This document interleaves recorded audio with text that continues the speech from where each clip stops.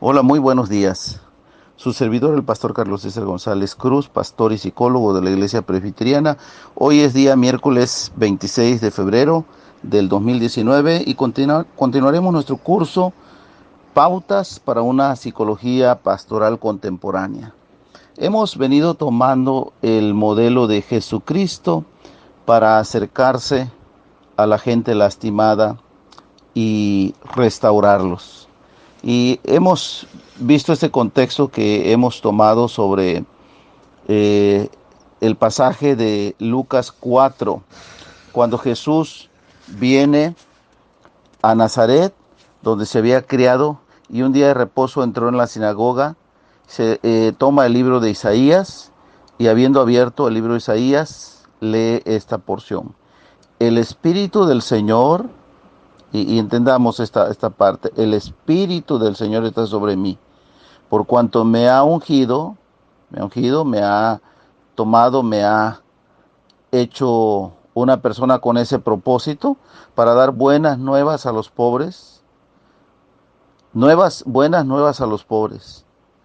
Me ha enviado a sanar a los quebrantados de corazón. Esta palabra, quebrantados de corazón, estamos hablando aquí de heridas, de gente lastimada, no físicamente. Quebrantados de corazón, a pregonar libertad a los cautivos, aquí hay gente que vive en un cautiverio, y vista a los ciegos, a poner en libertad a los oprimidos, a predicar el año agradable del Señor. Entonces encontramos aquí el ministerio de Jesús, un ministerio que prácticamente tiene que ver con una restauración total para las personas que necesitan. Y ese acompañamiento que le hemos llamado nosotros el acompañamiento pastoral, nos va llevando a nosotros para poder eh, analizar este pasaje y poder aplicar una pastoral. Hemos dicho que hay gente que es gente marginada o así mismo se marginan. Entonces, este tipo de personas no se va a poder desarrollar. Hay algo en ellos. Entonces, se necesita un acercamiento pastoral para poder ayudarlos y puedan evolucionar. En este acercamiento pastoral viene un diálogo íntimo, trascendente. Hablábamos nosotros sobre la vida de Juan el Bautista, con sus vacíos existenciales, sus luchas, sus conflictos, pese a que en realidad conocía quién era Jesús. Pero también encontramos nosotros personas a las que Jesús se acercó y decíamos nosotros, bueno, pues está la mujer samaritana, está el hombre Nicodemo, podríamos encontrar a aquella mujer que va a enterrar a su hijo, que es, aparte de que va a enterrar a su hijo, es viuda, el hijo significa todo para ella ha fallecido y Jesús tiene compasión de ella y le resucita su hijo. Entonces, el contexto que nosotros podemos encontrar de nuestra iglesia, de nuestra sociedad, ese contexto donde el pastor muchas veces es respetado por lo que significa, pero a la vez también es un ser que contrasta. Vamos a pensar de que el pastor contrasta porque es un hombre que la gente cree que es perfecto, que la gente cree que él no tiene tentaciones, es un representante de Dios que está más cerca de Dios. Entonces, contarle a un pastor los vacíos, las locuras, lo que puede haber en una enajenación mental de las personas con intentos de suicidio o de asesinatos, los conflictos que pueden haber, esa tendencia de matar, de querer matar. Entonces, es difícil realmente para poder ir una persona así y hablar con un pastor. Pero cuando se desarrolla ese diálogo, puede ayudar mucho porque encuentra una persona que le está ayudando. Por otro lado, también vimos que se necesita una pastoral para los pastores, puesto que también el pastor es una persona con conflictos personales, internos, maneja una familia, está al frente de una familia, está al frente de una iglesia, y entonces también tiene sus propios conflictos, pero como tiene la idea de que es una persona eh, no vulnerable, entonces muchas veces calla y pasa en silencio esos conflictos, y puede ser que en algún momento hayan pastores que encuentren la puerta falsa hacia la droga, puede ser que busquen el alcoholismo, o muchas veces caer en una relación extramarital, y puede ser también en divorcio, en muchas cosas que puede pasar. Por eso se necesita un acercamiento. Parece que hace falta mucho en algunas organizaciones y acciones religiosas hacer un estudio, un análisis de los pastores. Hace falta atención psicológica para ellos. Voy a regresar en un momento. Su servidor, el pastor Carlos César González Cruz, pastor y psicólogo de la Iglesia Presbiteriana. Hoy es día miércoles 26 de febrero del 2019 y continuaremos nuestro curso Pautas para una psicología pastoral contemporánea. Quisiera yo esta mañana poder abordar sobre las teorías psicodinámicas. Ya vimos algunas estructuras sobre lo que es la teoría del comportamiento humano, teoría de la personalidad, y vimos los temperamentos, y vimos lo que es kinestésico, auditivo y visual. Y bueno, ¿por qué hemos de abordar estas teorías psicodinámicas? Aunque las teorías psicodinámicas son, vamos a decir, antiguas, estamos aplicándola a una pastoral y tomando algunos pasajes bíblicos donde vemos que los sistemas conductuales son cambiantes en base a ciertas situaciones. Entonces, estas teorías psicodinámicas nos van a dar mucha luz para que sepamos, en primer lugar, conocernos a nosotros, y en segundo lugar, entender a los demás, que esta es la palabra clave, ¿no? Comprender, entender a los demás. La vida es como conducir un automóvil. El automóvil se conduce con precaución y a la defensiva.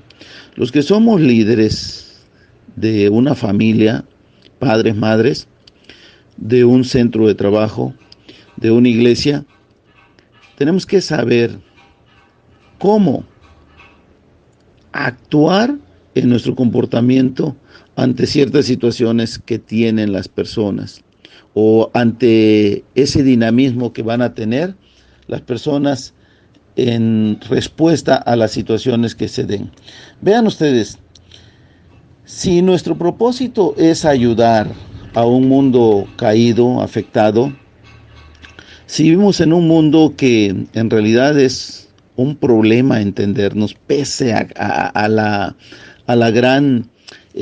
los grandes adelantos tecnológicos, y donde hay tanta facilidad para estudiar ciencias de la comunicación, todavía seguimos utilizando algunos códigos verbales, corporales, que nos evitan o nos complican la comunicación.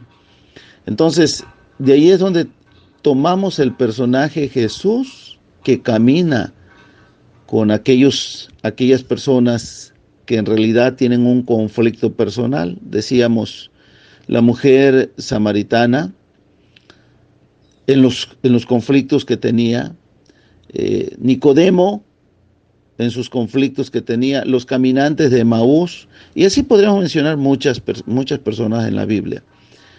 Pero trayéndolo a nuestra contemporaneidad, trayéndolo a nuestro aquí y ahora, encontramos también esos códigos difíciles de descifrar, que tienen que ver con el lenguaje corporal, o que tienen que ver a veces con ese lenguaje verbal, pero que no estás entendiendo, porque se manejan ahí ciertos códigos difíciles de comprender, como puede ser la ironía, el sarcasmo y algunos otros recursos que podamos utilizar, donde bien intencionadamente la gente o nosotros tratamos de herir y lastimar.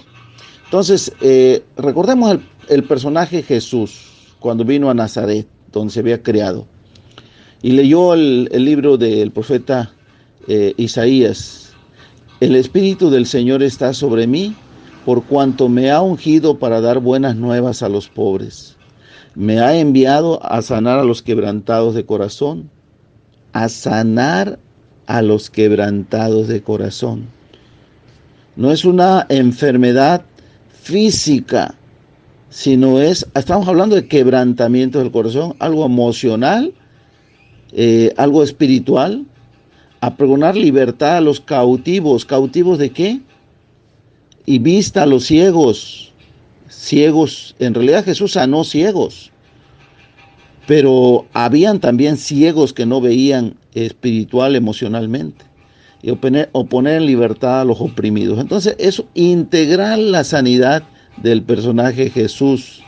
Y ahí es donde irrumpe a nuestro mundo caótico y empieza ese ministerio de restauración que los líderes eclesiásticos hemos de continuar en ese periodo de restauración. Voy a regresar para continuar con otro audio. Su servidor, el pastor Carlos César González. Dice la palabra, me ha enviado a dar, he sido ungido para dar buenas nuevas a los pobres. Me ha enviado a sanar los quebrantados de corazón, pregonar libertad a los cautivos, vista a los ciegos y a poner en libertad a los oprimidos. Hay un ministerio grande que no debemos de olvidarlo, ¿no? Es un ministerio de restauración, por eso esto es el reino de Dios. Esto es precisamente lo que le ha dado Dios a la iglesia, de ser columna y baluarte de la verdad. Y la iglesia está insertada en el mundo. La iglesia es sal del mundo. Y la iglesia es una comunidad de fe que debe ser luz a este mundo. Y de ahí es donde hemos de entender esos códigos o esos lenguajes no descifrados. Por eso esta mañana o este día estaremos viendo las teorías psicodinámicas. Vean, la orientación psicodinámica en el campo de la salud mental sigue una línea que recoge el pensamiento psicoanalítico, basándose en los actos de conducta, basándose que los actos de conducta son siempre con sentido y con finalidad, con la independencia de que la persona posea o no conocimiento de los mismos. Es decir, muchas cosas, en otras palabras, muchas cosas que hacemos son inconscientes.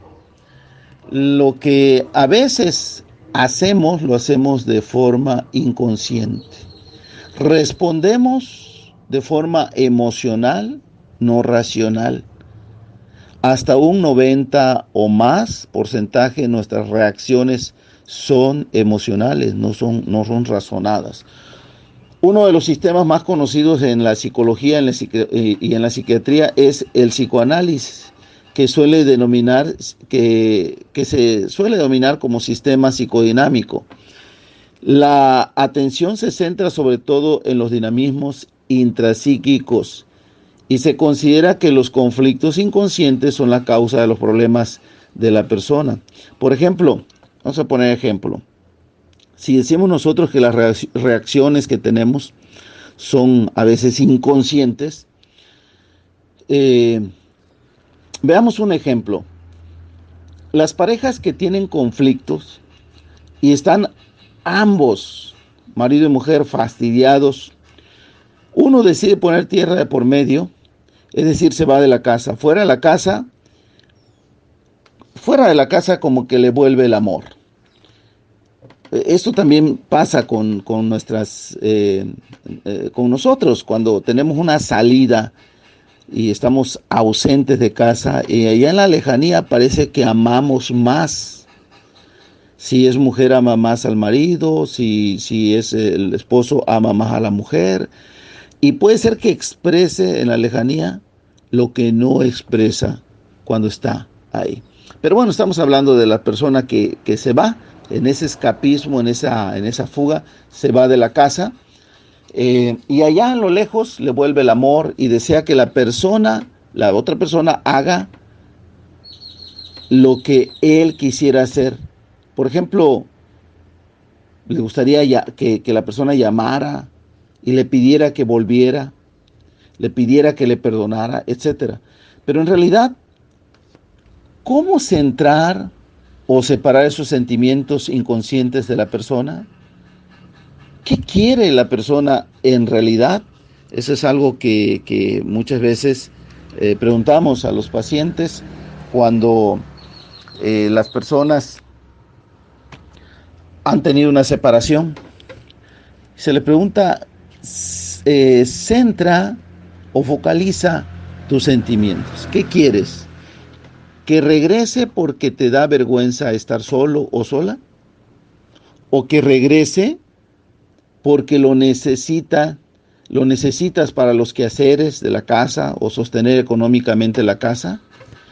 ¿Que regrese porque sientes que tienes el poder y quieres demostrarle que tú, tronándole los dedos, puedes hacer que regrese a la hora que tú quieres? ¿O que regrese porque tus hijos lo necesitan o la necesitan? ¿O que regrese porque no te visualizas solo o sola? Y puedes mencionar otras razones. Si la persona dice, por todas esas razones quiero que regreses, surge la pregunta, ¿por qué pues te hastiaste de él o de ella? Es decir, está difuso, porque cuando suscitó la situación se tomó una decisión no pensada, inconsciente. Regreso con otro audio. Su servidor, el pastor y psicólogo Carlos César González. Estamos hablando de las teorías psicodinámicas y estamos hablando de un tema importante, lo que es el inconsciente. Vean, el inconsciente tiene una explicación en el área de la psicología y psiquiatría, pero tiene que ver también esa palabra, así cuando una persona resbala, cae y queda inconsciente. Podemos decir que esa persona no sabe lo que está pasando, perdió el conocimiento y está ahí como dormido. Pero en el área de la psicología y la psiquiatría, el inconsciente, podríamos decir que para el psicoanálisis el inconsciente es un sistema de impulsos reprimidos que no llega a la conciencia, pese a que permanecen este sistema, impulsos reprimidos, pese a que permanecen activos en la persona, no se da cuenta la persona. Esto quiere decir que los contenidos reprimidos que se encuentran en el inconsciente aún tienen efectividad psíquica, ya que actúan mediante diversos mecanismos.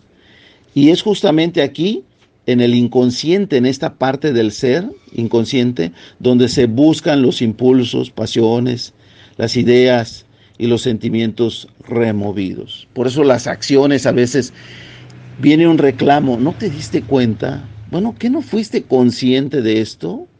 Oye, ¿por qué eres una persona inconsciente? Porque, vuelvo a repetir, ahí están activos y actúan y a veces actúan de forma emotiva, no racional. Vamos a ver un ejemplo. Por ejemplo, los seres humanos venimos de una estructura familiar donde tuvimos un padre débil y una madre tirana, o una madre débil y un padre tirano, viceversa. Un extrovertido y un introvertido, pues los polos opuestos se atraen. Es fácil poder ver. Quien tiene una esposa tranquila, imagínate cómo es el otro polo, el esposo. Quien tiene un esposo tranquilo, imagínate el otro polo. Los polos opuestos se atraen. Un extrovertido o un introvertido, un tirano y una víctima, ¿no?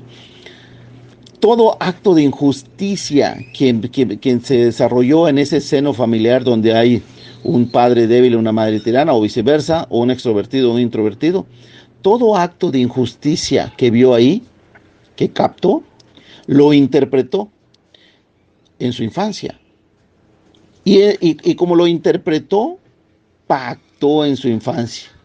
Y esto operará a veces de forma inconsciente, es decir, muchas veces la persona no sabe por qué es duro, cruel, por qué es celoso, o es posesivo, o es agresivo, etcétera. La persona tiene reacciones que después lo rumia, es como, válgase la expresión, como la vaca o el toro que en un campo ha comido demasiado pasto durante el día, está comiendo, comiendo, comiendo, comiendo. Pero en la noche lo vuelve y lo repasa, lo sigue repasando. Entonces, cuando viene esto a nosotros, de nuestros actos, y lo repasamos, vienen esas preguntas: ¿por qué seré duro? ¿Por qué por qué tendré este tipo de celos si mi esposo o mi esposo no me está dando razones? Eh, ¿Por qué seré posesivo? ¿Por qué soy agresivo? Etcétera. Bueno, estamos hablando de que es una persona que se formó en un hogar donde probablemente hubieron estos actos de un villano y una víctima, de un tirano y una persona pacífica, un extrovertido, un introvertido, eh, etcétera. Y entonces la persona interpretó todos esos actos, y cuando llega a grande tiene esas reacciones que guardó y reprimió en su infancia.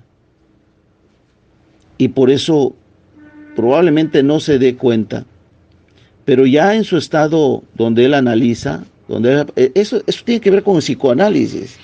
La estructura del psicoanálisis es poder precisamente repasar, como si fuera una película, todos nuestros actos, analizarlos a la luz de la justicia, de la verdad, de la palabra, y la persona se da cuenta y puede proceder a pedir perdón, a cambiar su actitud, ¿no? Entonces, vamos a regresar con otro audio. Su servidor, el pastor y psicólogo Carlos César, pastor de la Iglesia Presbiteriana. Estamos viendo las teorías psicodinámicas y estamos centralizando lo que es el inconsciente en la persona. Y bueno, en esto entraremos a lo que son los mecanismos de defensa.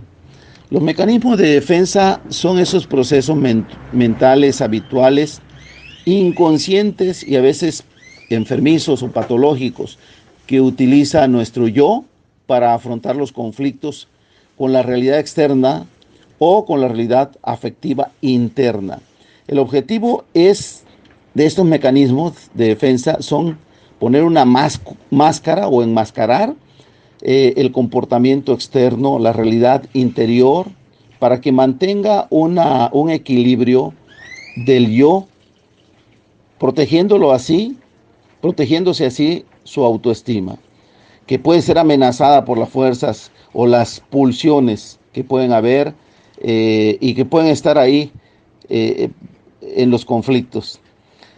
Todos los mecanismos de defensa, ya sean inconscientes pero reconocibles, tienen tres características comunes. En primer lugar, niegan. En segundo, falsifican o deforman la realidad externa. Podemos decir, son automáticos y no actos deliberados.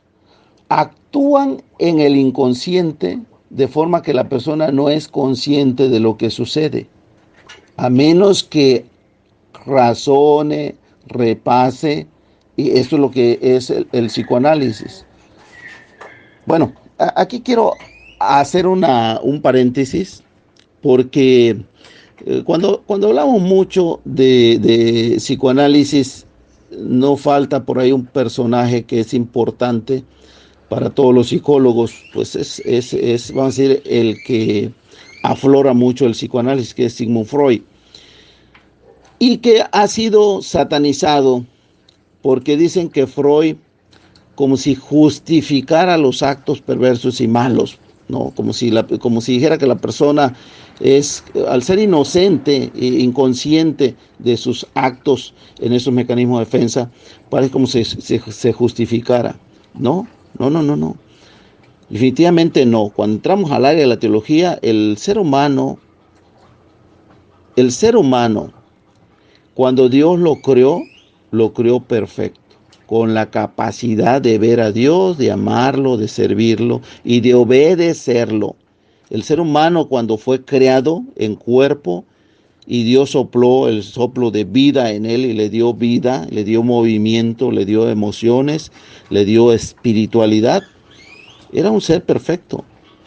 Y el ser humano tenía toda la capacidad de obedecer a Dios. Pero en su caída fue afectado, no solamente físicamente, porque se dio cuenta que estaba desnudo y sintió vergüenza. Fue afectado en todas las esferas de su persona. El aspecto espiritual, en ese momento fue expulsado, fue quitado del paraíso, del Edén. Y también podemos ver su estado emocional de transferir su culpa, el hombre a la mujer a la serpiente, evadiendo, ¿verdad?, su responsabilidad. Es decir, emocionalmente también está mal. Y espiritualmente, en todos los aspectos físicos, físico, emocional, mental.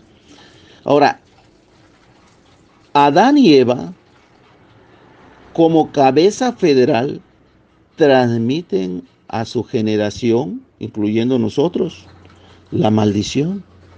Pues todo ser humano va a morir. Todo ser humano va a morir.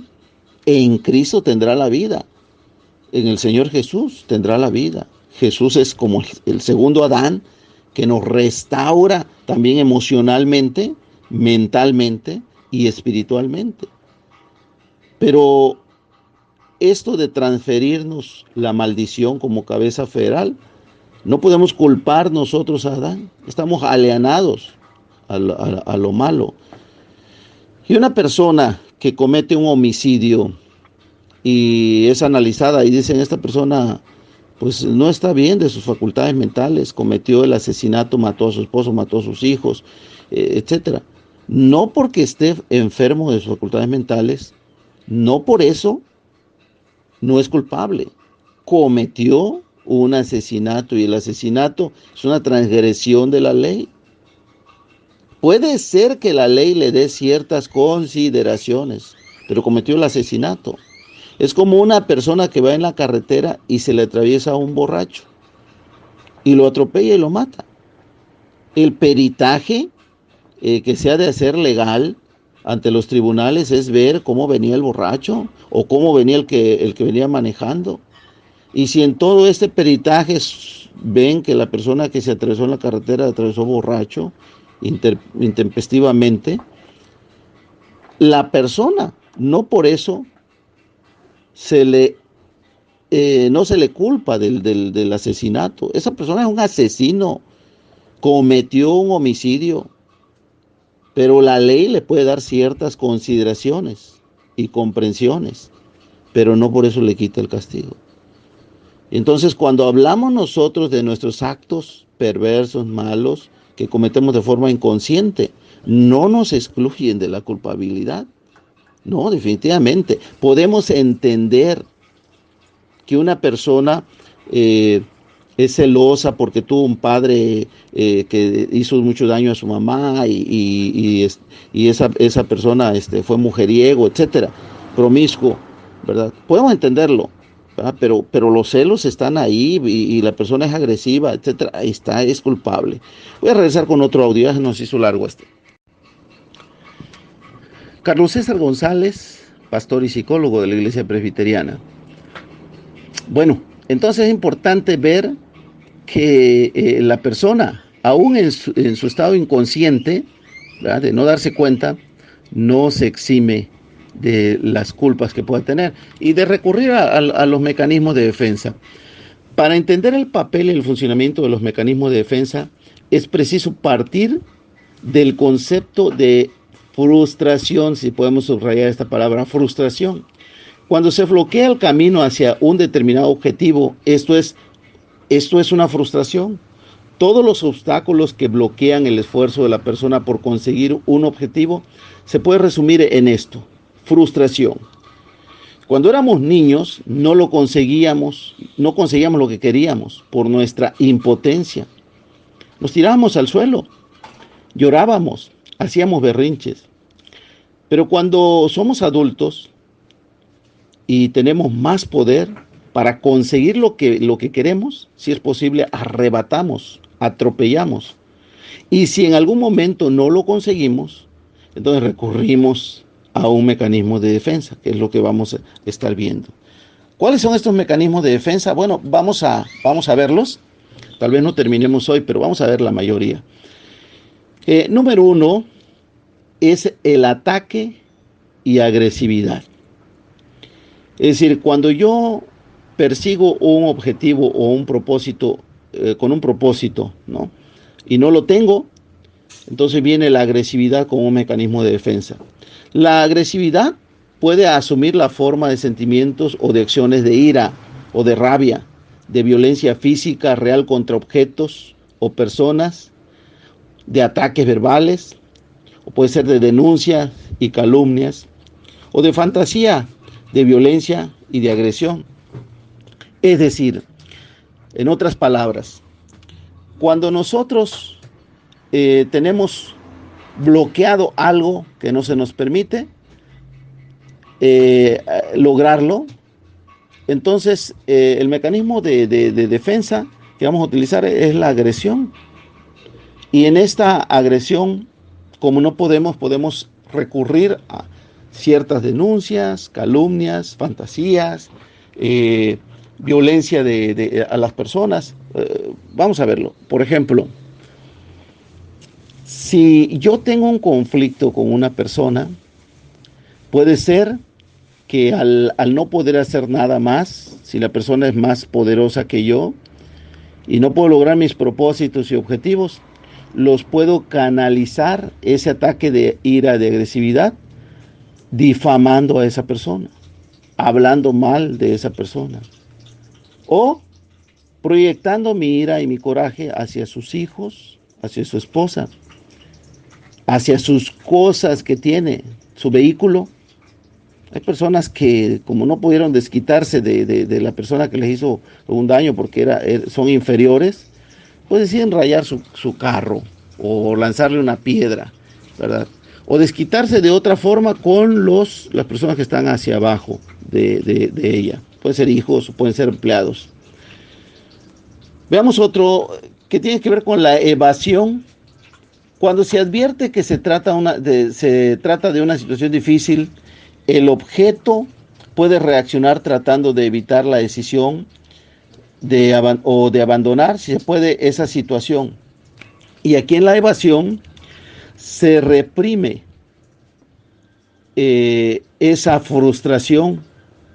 La represión consiste en excluir la conciencia mediante un proceso del que no es consciente el individuo, pues es un mecanismo de defensa, necesidades y actividades específicas o contenidos psicológicos. Las necesidades más susceptibles que se reprimen regularmente en esto de las evasiones puede ser el sexo, la agresividad y el poder. Una persona, por ejemplo, pensemos en una persona que es muy, entre comillas, espiritual o puritano, que ha removido su deseo sexual, puede ahora convertirse en un ferviente persona que luche contra la pornografía, que luche contra la perversión, y ahí pueda levantar un grupo de personas en contra de los promiscuos, pero es una represión de las pulsiones que tiene ahí.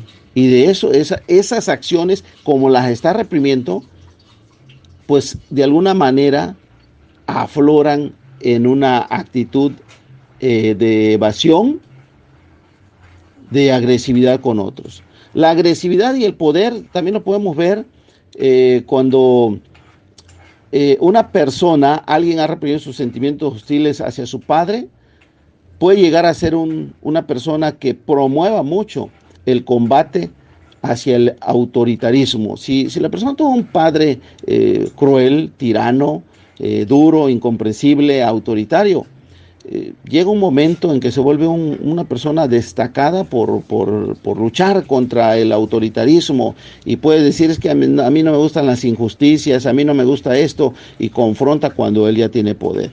Pero está realmente en esa, como si estuviera deteniendo al personaje que está encadenado, que sufrió en otro momento. Regreso con otro audio. Su servidor, el pastor Carlos César González Cruz, para el grupo de instrucción teológica, y estamos en los mecanismos de defensa. Vamos a entrar a este mecanismo de defensa que es la fantasía y el sueño.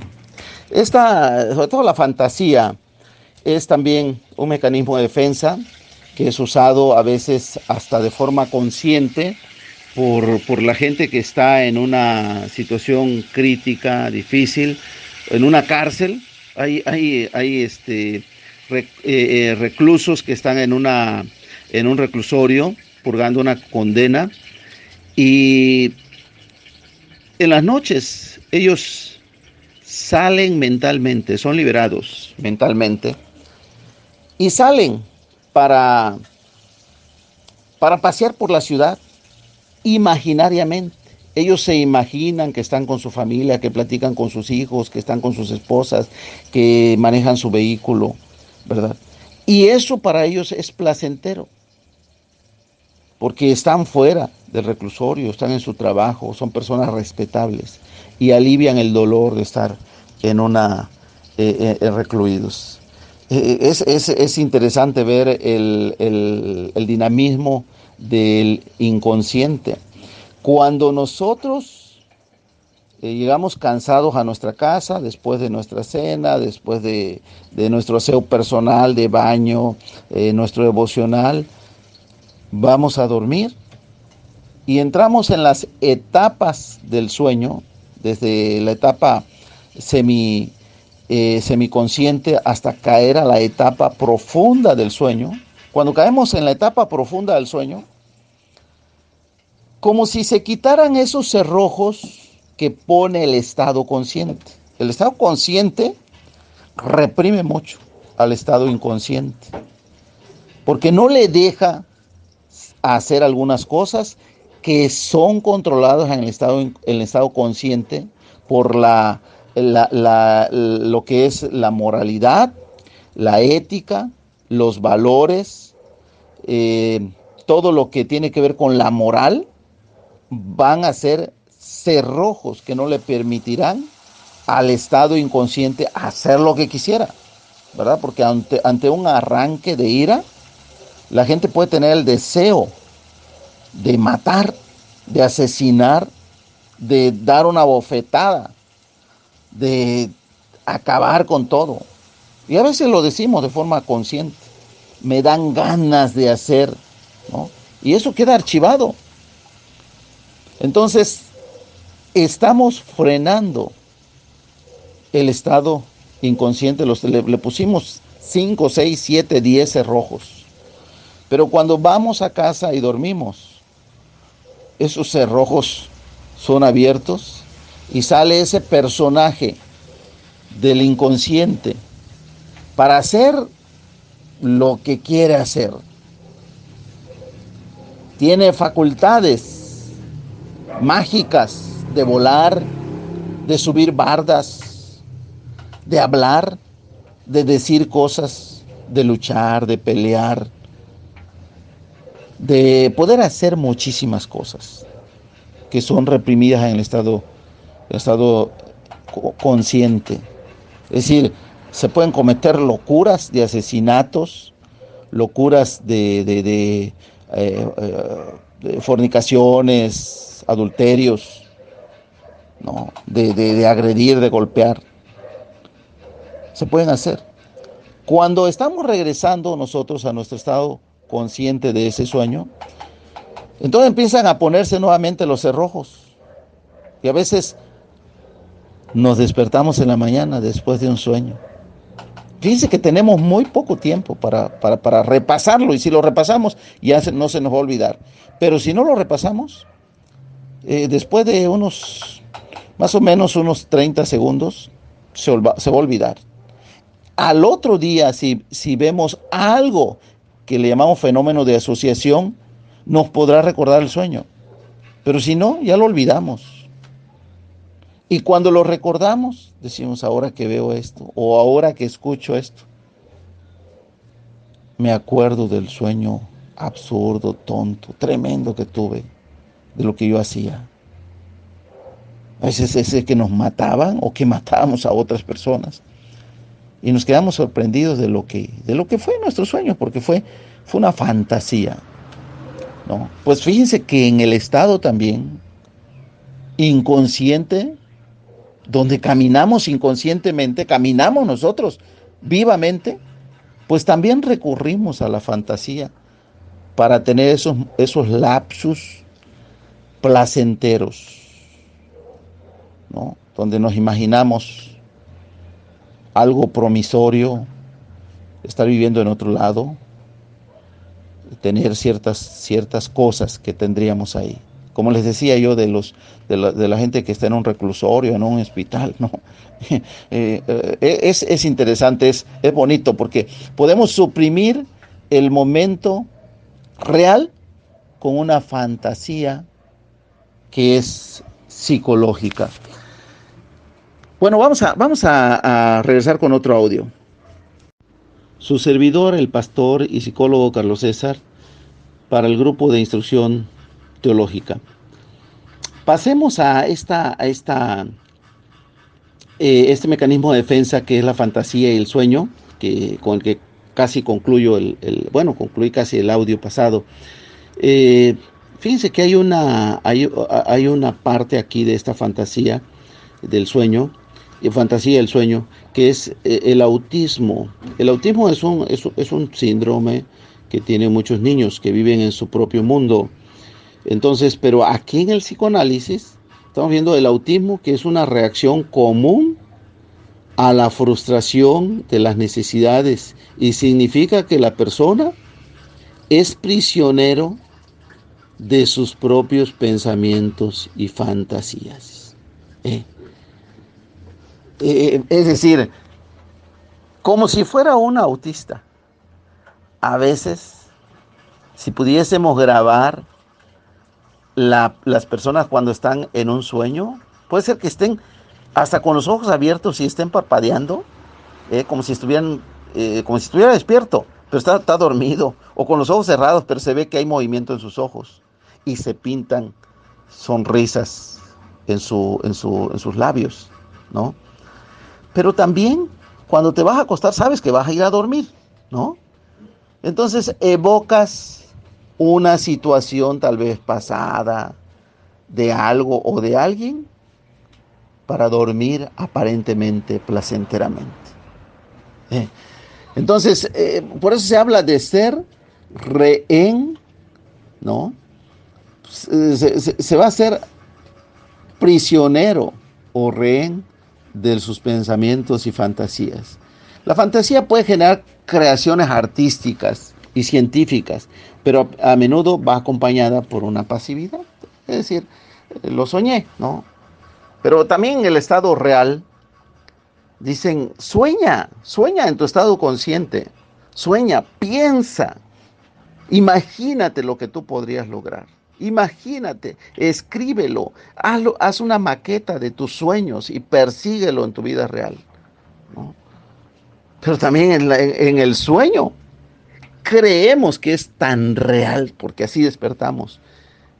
Decimos, tuve un sueño pero exactamente parecía tan real el sueño. Y en esto del juego de la mente, se han hecho estudios para poder cambiar algunas enfermedades que se dan, o miedos que se dan en el sueño y se pueden confrontar si te predispones a cambiarlos para que sea quitada esa fobia. Vamos a decir, vamos a pensar en una persona que tiene miedo a las cucarachas, ¿no? Entonces, en el sueño, cuando tiene sueño, se le entrena antes del sueño, se le entrena para que confronte a la cucaracha. Tú tienes el poder, tú tienes poder, tú eres más grande que la cucaracha, ¿sí? Vas a agarrar una chancla y vas a hacer esto. Y se le prepara para que cuando tenga un sueño donde vea cucarachas, el terror desaparezca. Pero eso es un proceso de juego por ahí de la mente para provecho, para cambiar, ¿verdad? Entonces ahí se pueden sanar. Recordemos, la psicología es una herramienta. Un bisturí en las manos de un médico puede operar una vesícula, puede hacer una cesárea, puede hacer reparaciones grandes, ¿no? Es un bisturí. Un bisturí no es bueno ni malo, a menos cómo se utilice. Y también podemos ver que en el área de la psiquiatría y de la psicología, todo esto es solamente una herramienta. Bueno, la regresión como una parte más también del mecanismo de defensa. La regresión es un retorno causado por la frustración a formas de comportamientos anteriores y menos maduras, después de haber experimentado otras formas más maduras, como dar puñetazos en la mesa, recriminar o amenazar con agredir. Por su duración, la angustia y la agresividad deben considerarse estados de regresión permanente. Es decir, cuando una persona en un estado de coraje, de ira, tiene una regresión a su estado infantil, cuando rompía objetos, daba puñetazos, pateaba. ¿Se imagina un adulto de 40, de 50 años comportándose como un niño? O sea, los hay, de que los hay, los hay. ¿eh? Entonces, podemos ver que ante esto hay una regresión del adulto a ser un niño. Pero no solamente en el área de la agresividad, sino también en el área de las conquistas. Adultos que regresan a la adolescencia. Mujeres, fíjense bien, fíjense hasta dónde llegamos. Mujeres que van a ver al ginecólogo de 70 años, de 75 años, para que a través de un tratamiento continúen reglando o menstruando. ¿Por qué? Porque les trae una sensación de placer, algo placentero de sentirse todavía como muchachas, como jóvenes, ¿no? Entonces todo esto es psicodinámico y precisamente esta mañana, este día, vimos las teorías psicodinámicas. Y con este audio quiero concluir. Voy a regresar para que no se haga grande, pesado este audio. Regreso con otro para despedirme. Bien, hermanos, pues Dios les bendiga. Soy el pastor Carlos César González. Estoy concluyendo ya los audios de este día y estoy viendo la reacción de una persona. Las personas, sea cristiano o no sea cristiano. En tu iglesia hay cristianos, hay no cristianos. En tu iglesia hay personas que están en un proceso de restauración y que de alguna forma tienen ciertos comportamientos que son incomprensibles, utilizando códigos, utilizando lenguajes corporales o lenguajes verbales que a la vez son difíciles, a pesar de los adelantos tecnológicos de la ciencia de la comunicación, no los entendemos. ¿Y qué nos ayuda a nosotros en estas ciencias, las teorías psicodinámicas, a entender estos mecanismos de defensa que hemos visto y del inconsciente, para poder saber manejarnos como personas, ¿verdad? En un trabajo, en un centro de trabajo, en un hogar, en una escuela, en nuestra iglesia, saber cómo manejarnos, ya que la psicología tiene que ver con conducta y comportamiento. Y para manejar un automóvil nos han dicho que el manejar el automóvil debe de hacerse con precaución y a la defensiva. Entonces, en eso de tu caminar, te has de encontrar con diferentes tipos de personas que son auditivos, visuales, kinestésicos, que son extrovertidos, introvertidos, que son melancólicos, sanguíneos, flemáticos, coléricos, ¿verdad? Y que tú también tienes algo de ello, extrovertidos, introvertidos, etcétera, etcétera. Y en esto de las teorías psicodinámicas, te pueden servir a ti para saber cómo enfrentarte ante estas situaciones, ¿verdad? Eso es parte de las ciencias, de la psicología y de la psiquiatría, que nos pueden ayudar muchísimo como una herramienta. Recordemos, Dios está por encima de todo esto. Dios está por encima, Dios es soberano, es Señor, la palabra sigue hablándonos, el Espíritu Santo sigue siendo esa persona que nos guía a toda verdad, pero que también, por otro lado, eso no quita que nosotros tengamos un poquito por ahí de estudio para entendernos. Por ahí Sócrates decía, conócete a ti mismo. Y el Señor nos llama a conocerlo a Él, dice en Juan 17:3, y esta es la vida eterna, que te conozcan a ti, el único Dios verdadero. Y camino a conocer a Dios, conocemos al Creador del hombre.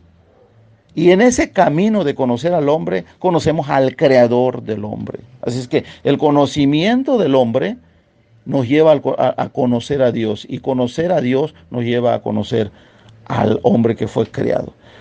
Dios les bendiga, tengan excelente día, Dios les ayude mucho en su vida, en su comportamiento.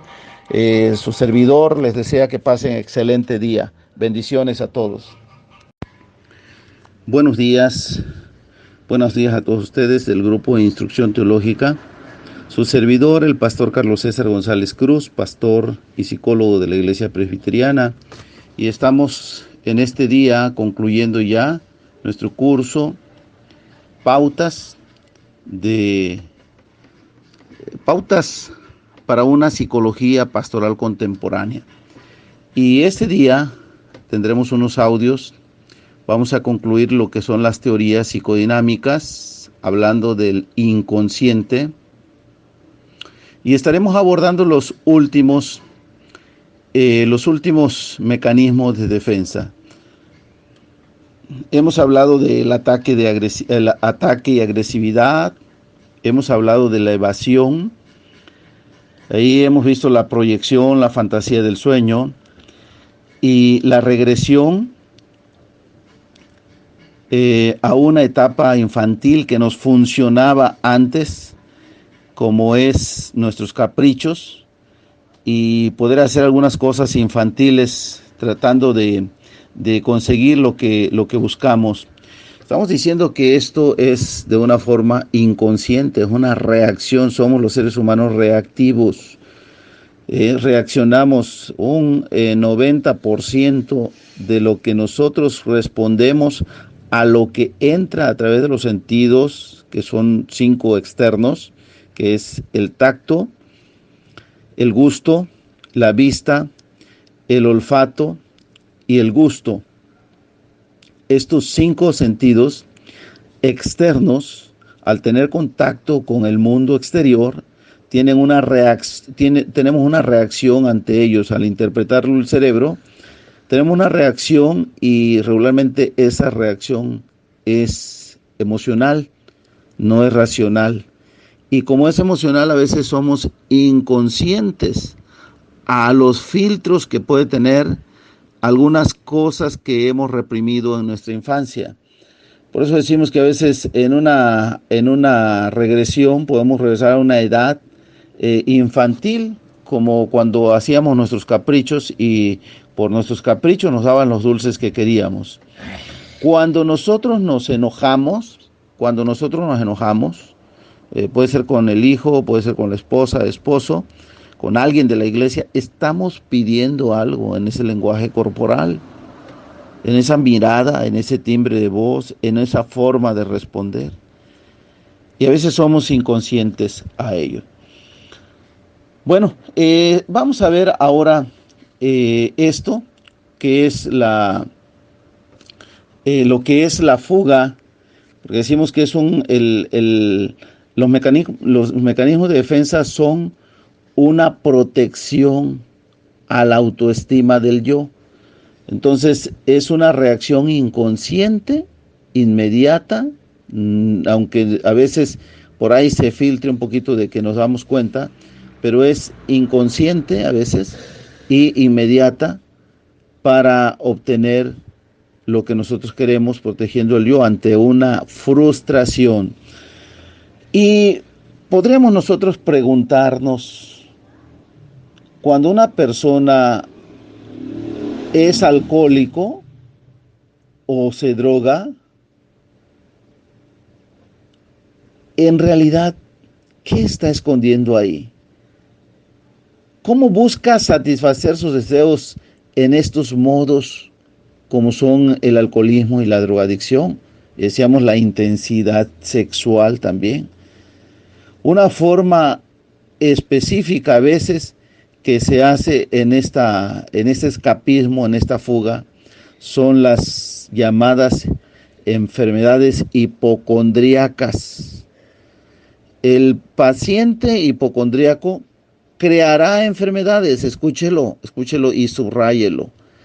Creará enfermedades reales para él, porque en realidad él se siente enfermo o ella se siente enfermo.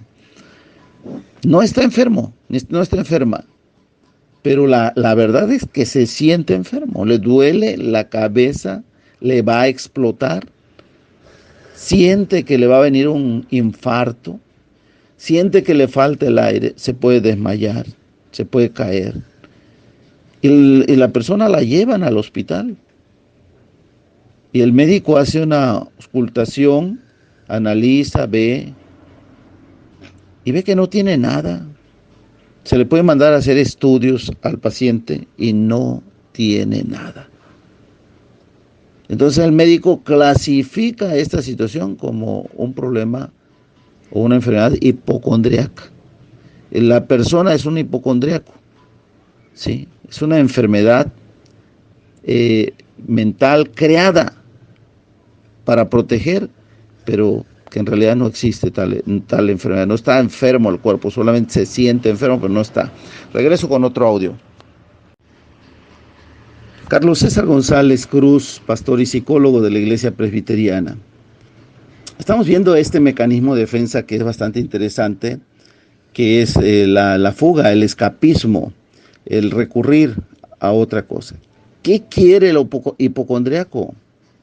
Pues a veces quiere sentirse amado, quiere tener a sus hijos allí, algo quiere. Es decir, cuando un adulto se siente enfermo y dice, me voy a morir, ya me voy a morir. Y en ese lecho de angustia le ponen alcohol, le tallan, le ponen el ventilador, le soplan y siente que se está muriendo. Entonces, alguien ahí de la familia, que veamos otra vez los temperamentos: el flemático, el sanguíneo, el colérico, el melancólico. Los hijos van a reaccionar en base a esas actitudes. Alguno ahí estará y no hará nada, está preocupado, pero no va a hacer nada.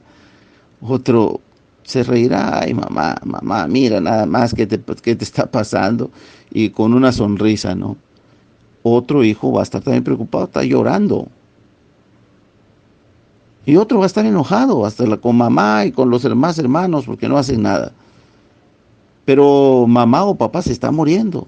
Y si los hijos no están, pues el colérico agarrará el teléfono y llamará a todos y les dirá, aquí los quiero, en media hora o en una hora, o si están en otra parte, en otro país, aquí te necesito porque tienes que estar.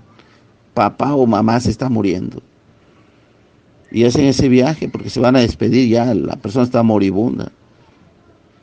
Y cuando la madre o el padre hipocondríaco ve llegar a sus hijos, se recupera. Mágicamente recupera su salud y ahora está bien, les hace la comida que les gustaba a los hijos, come con ellos, los abraza, los besa y se despiden.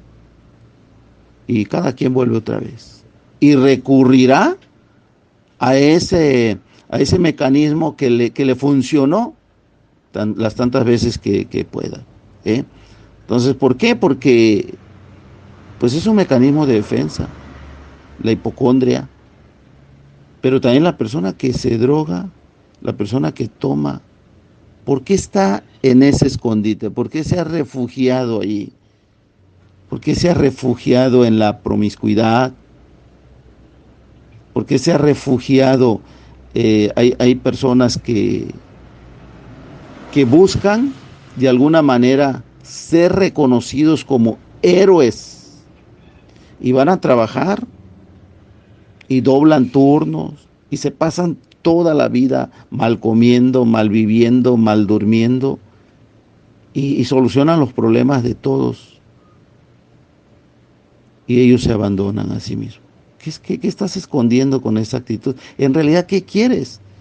¿Que los demás te pongan el trofeo en las manos y te levanten los brazos y te digan que eres un campeón, que eres el salvador de todos? Porque el yo no ha sido reconocido y por eso recurre a este mecanismo de defensa. Bueno, qué interesante es poder ver este mecanismo de defensa porque, volvemos a decir, algo de eso tenemos en nuestro comportamiento y algo tiene en los demás.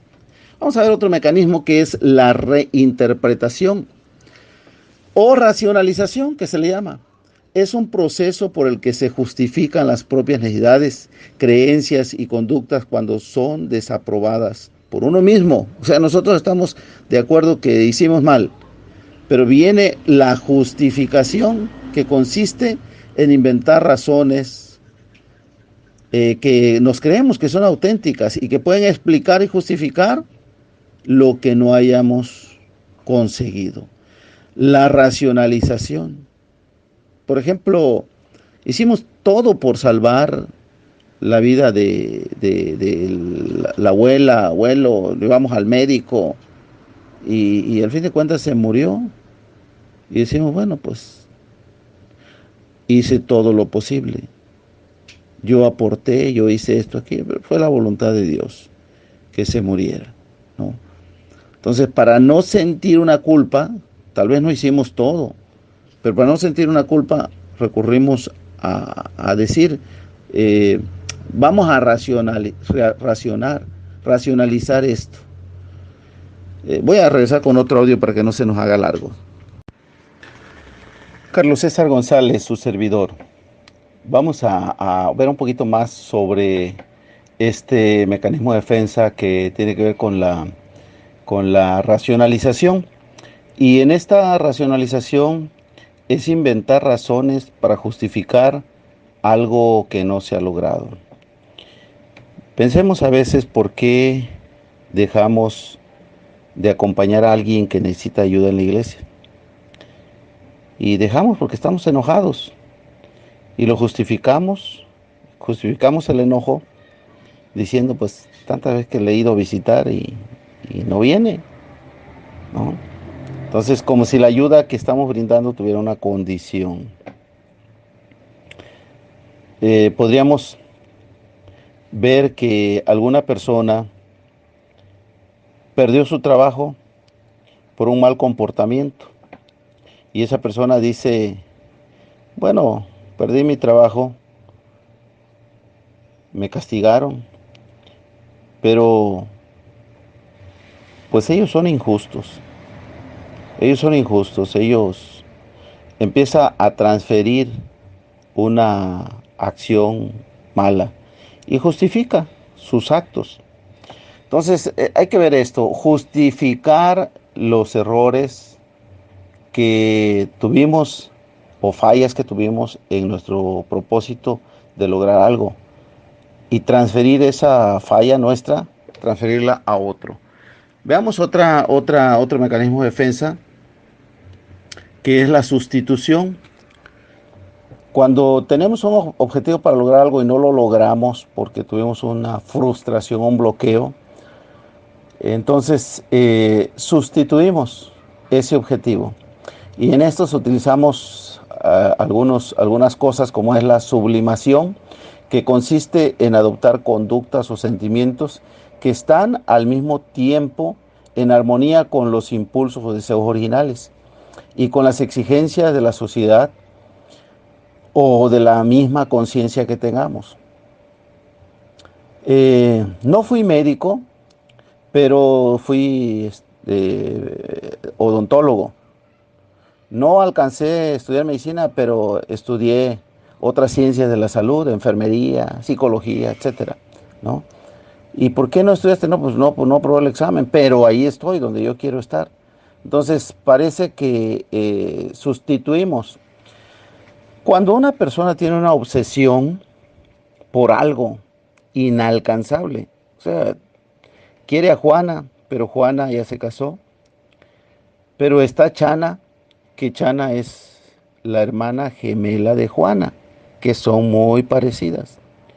Su corazón está con Juana, pero pues, obviamente Juana ya no puede porque está casada, pero Chana es su hermana gemela. Entonces le acomoda virtudes, cualidades y cosas más y dice, me convenía Chana, porque Chana es mejor, porque esto. Entonces es una forma de sustituir aquello que no podemos obtener o es inalcanzable. En esta misma de sustitución es la compensación.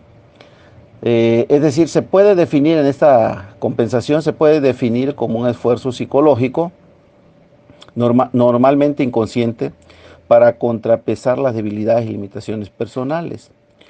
Compenso con algo mejor lo que en algún momento está generando un conflicto allí. Y para esto, bueno, pues puedo yo recurrir al no lograr lo que yo quiero, compenso con algo de mayor peso lo que yo quería, pero me vi frustrado a hacer. Es decir, vamos a poner un ejemplo, ¿verdad? Yo soy una persona que regularmente da sus diezmos a la iglesia, pero no fui a la iglesia ese domingo y pues estoy en la casa con el dinero, entonces lo doy a los pobres y a los necesitados, que parece que allí está mejor, en los pobres y los necesitados, porque al fin de cuentas la iglesia no hace nada con mis diezmos y, y suplí mayores necesidades con los pobres, con las viudas. Ya estoy racionalizando, ya tengo una racionalización, porque obviamente que dice la palabra traer los diezmos al alfolí, y yo debo de darlo allá, y allá están quienes se van a encargar de las viudas de los pobres. Pero como no fui, entonces canalicé mis finanzas para otro lado, pero para no tener culpa, entonces racionalizo de que yo hice algo mejor que lo que los hermanos están haciendo en la iglesia. Viene la identificación. En esta identificación es un proceso por el que uno se configura a imagen de otro individuo o de otro grupo. La identificación lleva a la persona a incorporar las cualidades del otro o del grupo o adoptar comportamientos similares. Voy a regresar para no hacer largo este audio. Sigamos con este mecanismo de defensa que es la identificación. Veamos, vamos a poner ejemplos. Uno de los grandes oradores internacionales, televisivos, espectaculares, es Cash Luna. Muy criticado, juzgado, puesto en tela de duda su ministerio, pero es un ministerio encumbrado. Lo condenan, lo defienden, etcétera. Pero vamos a ver aquí. Cash Luna es un gran comunicador. En realidad es un gran comunicador. Si tú lo ves, Cash Luna, tú lo ves, es un gran comunicador, transmite correctamente, utiliza el lenguaje corporal, los espacios, habla directamente, habla bien. Es un gran vendedor de un producto que vamos a llamar evangelio, ¿no? Entonces, Cash Luna tiene un tic nervioso. Sacude sus hombros, hace un gesto, mueve la cabeza. Quiero entender yo que es un gesto, que él tiene un tic nervioso. Entonces, muchos creyéndose Cash Luna han adoptado la personalidad de Cash Luna, cómo habla, cómo camina, cómo se peina, cómo se viste y hasta su tic nervioso. Véanlo. Y ellos se creen Cash Luna, ¿sí? O sea, sus falta de poder llegar a ser un gran orador los motiva un personaje encumbrado y ellos se imaginan ser ellos. Veamos otro ejemplo. Allá en los años 80 de mi mocedad, íbamos a ver al cine películas de karate de Bruce Lee. Y después de terminar de ver una película impactante, impresionante de Bruce Lee, el karateca, salíamos. Y obviamente que veníamos comentando sobre la película. Y algunos se posesionaban de ese personaje. Y entonces empezaban a lanzar patadas voladoras a los perros que se encontraban ahí, a los compañeros, a un poste que vieran, a un bote que encontraran en la calle, ¿no? Porque transferían las virtudes, cualidades de esa persona, ¿no? Ahora fíjese, qué impresionante es que, porque en las comunicaciones, cuántas mujeres, cuántos personajes toman personajes encumbrados de las telenovelas que son víctimas, villanos, personas enamoradas en la televisión, en las películas, y transfieren ahí su personaje. No puedo ser, pero por un momento me voy a motivar, ¿no? Me voy a incentivar con estas características de un personaje destacado en la humildad, en la santidad, en la voz, en la predicación, etcétera. Esa es la identificación. Pasemos a la formación reactiva. La formación reactiva esta es una manera de luchar contra algo con lo que se mantiene un conflicto, contra lo que se mantiene un conflicto. Por ejemplo, la homofobia, la pornografía, el adulterio, la homofobia. Hay personas que en realidad, o sea, les cae mal un homosexual. Hay homosexuales educados, respetuosos, llegan a ser jefes de una empresa. O sea, no pensemos que un homosexual anda tocando hombres y anda... No, no, son personas educadas. Es decir, es homosexual, pero no por eso se pinta el pelo. No, es una persona educada. Pero hay homofóbicos que se molestan contra ellos y hacen una lucha, una batalla campal contra ellos. Habría que ver que muchos de ellos están luchando con una homosexualidad latente, porque la homosexualidad se vive en tres fases. La latente, que está ahí, la pasiva, que ya empieza a practicarse, la persona se introduce dedos, objetos en su ano, o si es mujer, empieza a vestirse varonilmente. Y la activa, ya cuando el homosexual empieza una actividad sexual. Entonces, cuando está latente, puede ser que esté rechazando por ser creyente y ver en la palabra, esté rechazando esa pulsión que hay en sí mismo y lo rechaza por combatiéndolo en otros. También se puede ver esto en una persona que es colérica, que es hostil, enmascara su hostilidad con una actitud extraordinariamente simpática. Es decir, se vuelve como una persona muy buena, educada, pero está reprimiendo una actividad hostil. Bueno, pues con esto podríamos concluir ya con lo que son los mecanismos de defensa, el inconsciente de la persona, y que tiene que ver con la psicodinámica en la persona. Vamos a hablar un poquito sobre lo que es el ministerio de la iglesia, ya, y entrar a lo que es la logoterapia y teoterapia y concluir nuestro curso de esta semana. Buenos días, servidor, el pastor y psicólogo Carlos César González, y estamos ya concluyendo. ¿Por qué, otra vez, la pregunta que hicimos, por qué psicología pastoral? ¿Por qué psicología?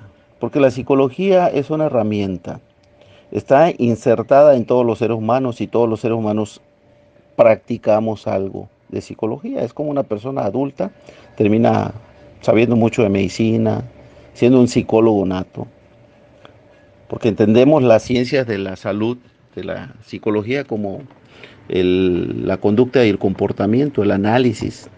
Y cuando nosotros observamos y vemos todo esto, tenemos la oportunidad de poner un botón de pausa, como dice Stephen Covey en los 7 hábitos de la gente altamente efectiva, que hay un botón de pausa.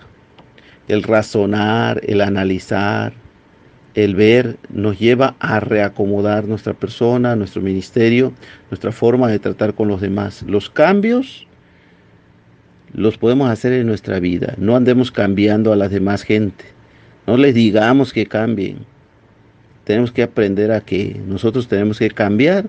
Y si cambiamos, incluso en una actitud amable, pasiva, educada, no agresiva, sino educada, podemos llegar al corazón de las personas para que tengan ellos también un cambio en sus vidas. Entonces, una persona, un pastor, que trata de ayudar a descubrir los motivos ocultos y a cambiar el modo de verse a sí mismo a las personas, puede ayudarles muchos. Puede hablarles a la gente para identificar sus conflictos que tienen, para que produzcan un cambio en su vida que permita una mejor adaptación a donde estén, con su esposa, con sus hijos, con la sociedad, con la iglesia. Concluyamos, hermanos, concluyamos. La visión cristiana que a nosotros nos inspira, que nos ayuda a afirmar a Jesucristo como el centro de nuestra fe, a mirar a la comunidad que es el centro de la vida y una oportunidad para la reconciliación. Es una oportunidad para nuestro ministerio.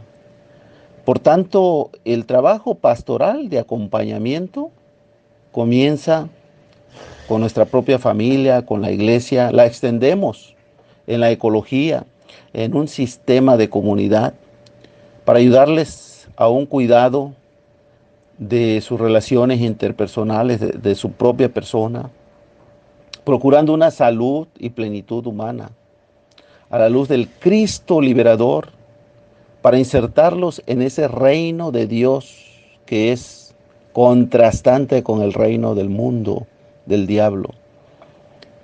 Recordando nosotros que Pablo dice en 2 Corintios que el Señor nos dio a nosotros el ministerio de la reconciliación y que predicamos a Cristo este ministerio de la reconciliación, siendo Dios el reconciliador con el hombre y el hombre con su prójimo, con otras personas. Entonces, el pastor puede dar ese acompañamiento pastoral, liberado de prejuicios, de legalismos, porque ese es un gran problema, el legalismo. No, pero no puedes venir a la iglesia con pantalón, no puedes cortarte el cabello, no puedes, ese legalismo.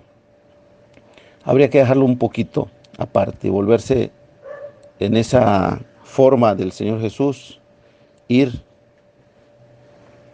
para sanar a los quebrantados de corazón, estén como estén, esté como esté lastimado. Dicen que un médico, fíjese, ese es un principio del médico. El médico debe de estar con el enfermo, esté donde esté. Es decir, Si está lejos, tiene la obligación de ir un médico. Su juramento hipocrático le dice que debe de ir a donde esté. Entonces el médico debe estar con el enfermo, esté donde esté. Esté como esté. Tenga o no tenga dinero. Es decir, puede ser que el enfermo sea grosero, agresivo. Yo lo he visto. Hay enfermos que maltratan a los médicos, que los médicos tienen la intención de ayudarlos. Entonces, si eso en un juramento hipocrático lo hace un médico, ¿qué pensaríamos de la pastoral? Entonces, aquí no se trata de agarrar a bibliazos a la gente, sino se trata de ir con el ministerio de la reconciliación, que se reconcilie con Dios, con su prójimo, y transformar nuestra sociedad en ese reino de Cristo, que es contrastante con el reino del mundo. Regreso con otro audio. Su servidor, el pastor Carlos César González Cruz, para el grupo de instrucción teológica.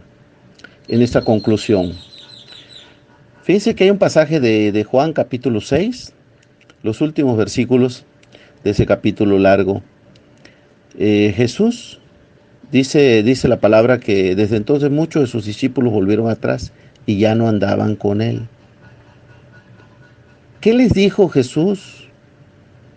¿Qué vieron en Jesús? ¿Qué vieron de la obra que muchos se fueron? Y dice que le dijo Simón Pedro. Dice, entonces, desde entonces muchos de sus discípulos volvieron atrás y ya no andaban con él. Dijo entonces Jesús a los 12, ¿queréis acaso iros vosotros también? Y le respondió Simón Pedro, Señor, ¿a quién iremos? Tú tienes palabras de vida eterna. Y nosotros hemos creído y conocemos que tú eres el Cristo, el Hijo del Dios viviente. Bueno, interesante ver a la luz de esta realidad cuánta gente está suicidándose, ya no queriendo estudiar. Muestran en su vida un cuadro depresivo, agudo, y se extasían con los mecanismos de defensa, en un sueño profundo, en no bañarse. ¿Para qué? Es la pregunta, ¿para qué? ¿Qué caso tiene? Ya no quieren continuar su relación matrimonial, ya no quieren continuar en casa los hijos. Entonces, aquí Jesús les dice, ¿se quieren ir ustedes también? Y Simón Pedro le dice, ¿pero a quién vamos a ir? Si solamente tú tienes palabras de vida eterna. Y hemos creído y conocemos que tú eres el Cristo, el Hijo del Dios viviente. Entonces, hemos de ver que la iglesia es una comunidad de salud. Ese tú tienes palabras de vida eterna, o solo tú, en ti está la palabra de vida eterna. Se debería poder decir a la iglesia, ¿a dónde iremos en busca de la mejor visión de salud y plenitud humana?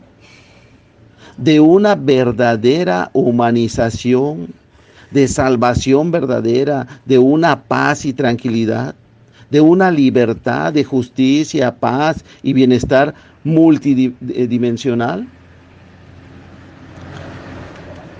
Es que la iglesia tiene la palabra de Dios, tiene la divina encomienda de convertirse en el fiel modelo de amor de Dios, en el mundo a favor del mundo. En esto consiste el significado de pertenencia. Yo soy de Cristo, pertenezco a la iglesia, columna y baluarte de la verdad. La comunidad de la iglesia es una comunidad de salud.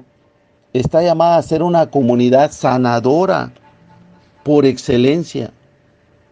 Por tanto, corresponde establecer que entendamos la teología pastoral, ese ministerio, como reflexión crítica y constructiva en torno a la vida del misterio de la iglesia en medio de la historia y a la luz del Evangelio del reino de Dios. Y para esto hay que usar la psicología. Es importante, no la puedes quitar. Vuelvo a repetir, independientemente del poder de la palabra, independientemente de la obra del Espíritu Santo, eso está por default, o sea, está por encima, pero tienes que ser analista de todo esto. La iglesia es comunidad de salud, es una comunidad de salud, una comunidad sanadora en la medida que revela fielmente la vida misma del Dios Todopoderoso. Como dice Pablo en el libro de Romanos capítulo 1. Dice que el evangelio es poder de Dios para salvación a todo aquel que cree. Si creemos eso, si creemos que Dios ha transformado nuestra vida, si ha cambiado nuestros hogares, tenemos que compartirlo con otros. Regreso con otro audio. Su servidor, el pastor Carlos César González Cruz, pastor y psicólogo, dando este curso sobre psicología pastoral contemporánea. Analicemos que hemos seguido una herramienta, un estándar, lo que busca a veces el mundo. Y tenemos que ver que muchas veces nuestra iglesia ha dejado de ser iglesia en los objetivos y propósitos que buscamos. Reino de Dios, su justicia, su amor al prójimo, su restauración para los demás. Lo que Dios condenó en el Antiguo Testamento a través de los profetas, la injusticia, el abandono de las viudas, de los huérfanos, del pobre, las injusticias sociales, lo condenaron abiertamente los profetas, ¿verdad? Entonces, tenemos que ver un mundo que disfraza su ayuda mintiendo para engañar. Y de esa forma te quitan el dinero. Sí, te ofrecen productos milagrosos, que la crema hace tales milagros, te rejuvenece, que esta medicina te evita de morir y te va a volver inmortal. Algunas cosas son totalmente descabelladas y la gente ingenua cree eso. Bueno, pues ese modelo lo hemos traído a la iglesia. Y lo digo con todo respeto. Mucha gente no predica el poder del evangelio. Le dice a la gente, ven por tu milagro. Ven por tu milagro, porque va a haber un milagro. Y hay cosas que se están haciendo actualmente en las iglesias que son un espectáculo de entretenimiento para que la gente ría. Es un spa espiritual donde la gente pasa un momento agradable en butacas sencillas y se les motiva y están agradablemente ellos.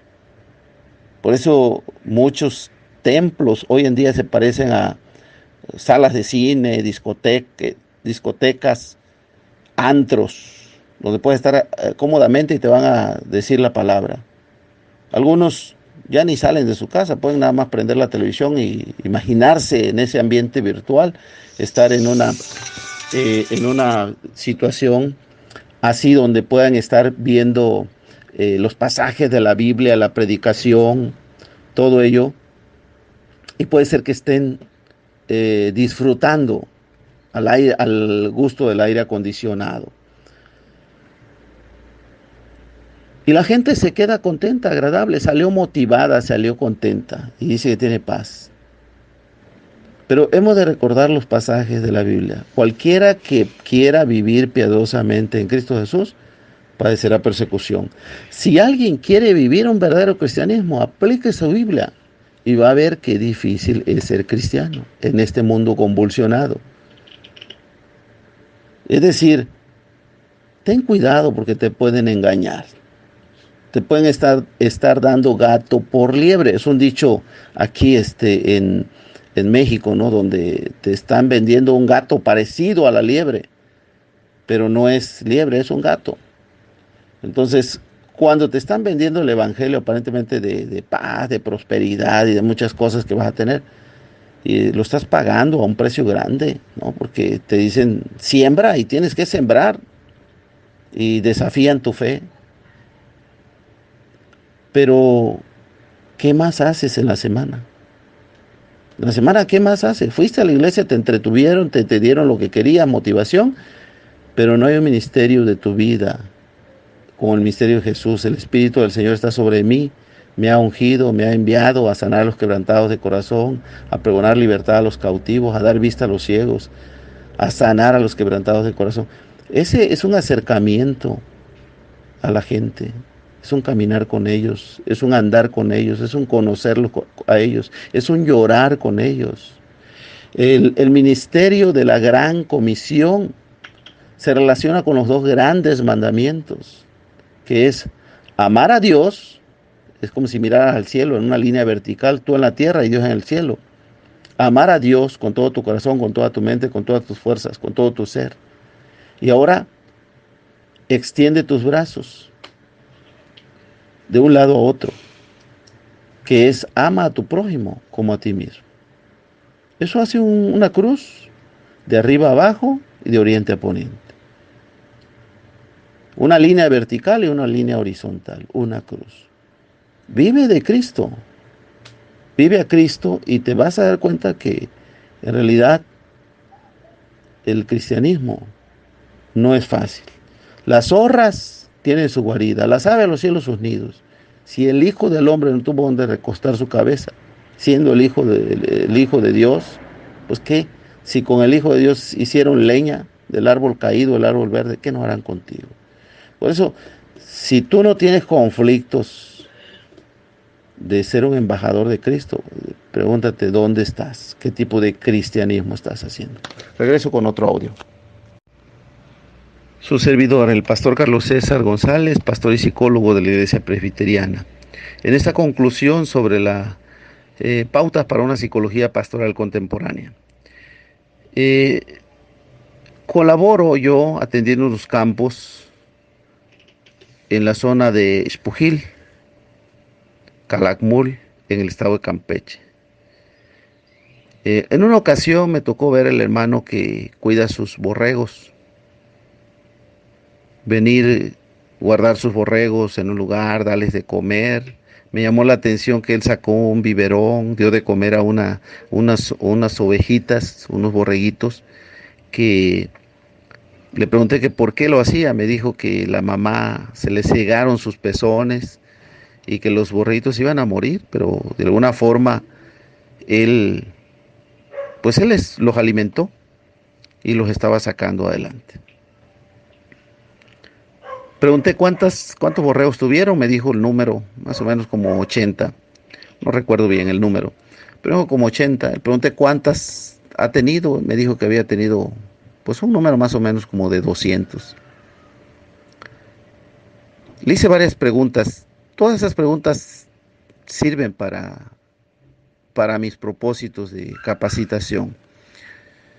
Pregunté qué hacía él cuando salía, pues a veces tiene uno que salir y perder un día, 2 días, 3 días. Y él me dice, casi no salgo. A veces salgo un rato. Y si acaso así muy forzado un día. Y donde voy, pues siempre estoy pensando en mis borregos. Y tengo que dejar una persona que cuide mis borregos como los cuido yo. Así como los cuido yo. Tiene que ser una persona aplicada. Pregunté, ¿usted sabe cuando sus borregos están enfermos? Sí, sí los conozco, sé. Sí, yo sé cuáles son los borregos, a veces que están enfermos, por qué están enfermos. Ahí tengo en mi casa, dice, un montón de medicina para esto, para aquello. Y yo curo mis borregos. Le dije, ¿cuál era el peligro de sus borregos? ¿Qué pasaba con ellos? Y dice, bueno, pues me los pueden robar. Y me han robado mis borreguitos. El otro día me robaron 18. Y así me platicó cómo los recuperó. También dice que el tigre En esa parte también les come, porque su borrego los lleva de un lugar a otro a comer, pues pastos, los pasa de un campo a otro. Y son kilómetros, ¿eh? De un campo a otro son kilómetros. Me dice que el tigre les come sus borregos, a veces los perros, que los perros hacen destrozos. El otro día dice, maté unos perros con mi escopeta, pues la dañaron mis borregos. Yo defiendo mis borregos, los cuido. Y mientras el hermano me platicaba, me imaginé yo a Jesucristo, me imaginé a Dios cuidando su rebaño, porque Dios amó tanto al mundo, al grado de humanarse en la persona de Jesús y venir a redimir al hombre. Estando en la condición de hombre, se humilló profundamente hasta tomar una muerte de villano, de malhechor. Es decir, Jesús se hizo hombre y habitó entre nosotros, dice Juan. Y vimos su gloria, gloria como la del unigénito del Padre, lleno de gracia y de bondad. San Juan capítulo 1. Y en primera de Juan dice lo que nuestros ojos vieron, lo que palpamos tocante al verbo de Dios. Es decir, que ellos, los discípulos, tuvieron ese acercamiento tanto con Jesús. Y ese Jesús ya no está, pero nos encargó a nosotros el ministerio de la reconciliación. Ahora somos nosotros los pastores. Los mensajes de WhatsApp que podemos enviar, las reflexiones, imágenes y tantas cosas, no sustituyen el cuidado pastoral. Hay pastores que están en su oficina y esperan que los hermanos que tengan necesidades vayan y ahí los consulten. Ya es muy raro ver pastores visitando ovejas. ¿Qué tenemos entonces si no tenemos pastores que estén pendientes de sus ovejas, que las amen, que las quieran, que conversen con ellos, que se preocupen de sus enfermedades, que los lleven de un campo a otro, que estén dispuestos a morir por sus propias ovejas? Entonces, ¿qué tipo de pastores tenemos? ¿Asalariados? ¿Pastores que les importa solamente el dinero? ¿Pastores que cuando ven el peligro huyen? O sea, es un análisis hasta dónde yo en verdad estoy extendiéndome con el corazón de Dios, como dice el Salmo 23, me guiará a pastos, a senderos de justicia, por amor de su nombre, a pastos verdes. Y Jesús dice que Él cuida sus ovejas y da la vida por sus ovejas. Entonces, si no somos personas con esa cuadratura, ¿qué somos? ¿Qué somos? Es la pregunta, ¿qué somos si no somos pastores? ¿Qué estamos haciendo con las ovejas? Regreso con otro audio. Carlos César González Cruz, servidor, pastor y psicólogo. Vamos a hablar ahora, ya para aterrizar con este penúltimo audio. Veamos lo que es la logoterapia. Es una estructura que me gusta manejar con mis pacientes. Independientemente de que utilicemos, los psicólogos utilizamos diferentes estructuras de psicología, por ejemplo la gestal, el ver una parte por el todo por la parte, eh, donde podemos también ver el psicoanálisis, podemos tomar otras estructuras, pero regularmente su servidor maneja mucho la estructura de lo que es la logoterapia. Y en la logoterapia, esta palabra logoterapia significa buscarle una razón de vida a la vida. Cuando la persona no tiene razón de vida, pues no quiere ni salir, no se quiere bañar, no se quiere levantar.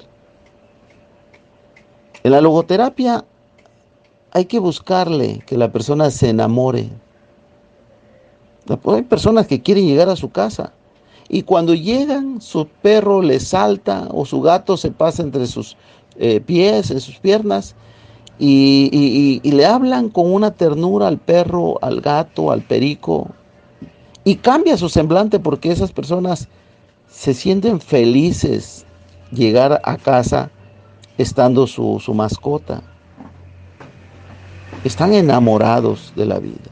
Pasan y compran croquetas, alpiste, alimentos para sus mascotas. O saben cuando llegan a casa que aunque lleguen cansados, van a ver la sonrisa de un niño que les dirá, papito o mamita, y su imagen va a cambiar. Hay gente que pinta su casa tan agradable que quiere llegar a su casa. Y hay gente que no quiere llegar a su casa. Doblan turno y se ponen a trabajar porque no quieren llegar a su casa. Entonces, en la logoterapia buscamos una razón para que la persona pueda vivir su vida con gozo, con alegría. Y si no lo está viendo, hay que identificarlo. ¿Sí? Es decir, ¿por qué vas a vivir la vida? ¿Qué hay? No, pues mi mamá, por mis hijos. Bueno, por ellos tienes que cambiar. ¿Te gusta tu vida? Y ahí empieza el trabajo con ellos. Pero la logoterapia es buscarle una razón o propósito a la vida. Entonces, qué importante es que podamos checar ese punto de la logoterapia. La otra es la teoterapia. En la teoterapia utilizamos la Biblia como un método y como un manual de sanidad terapéutico, un material terapéutico, ¿no? A mí me gusta mucho regalar Biblia a los pacientes. Es decir, tu consulta vale tanto, incluye tu material. ¿Y qué es el material? Es una Biblia. En un lenguaje popular, sencillo, ameno, rico, fácil de lectura.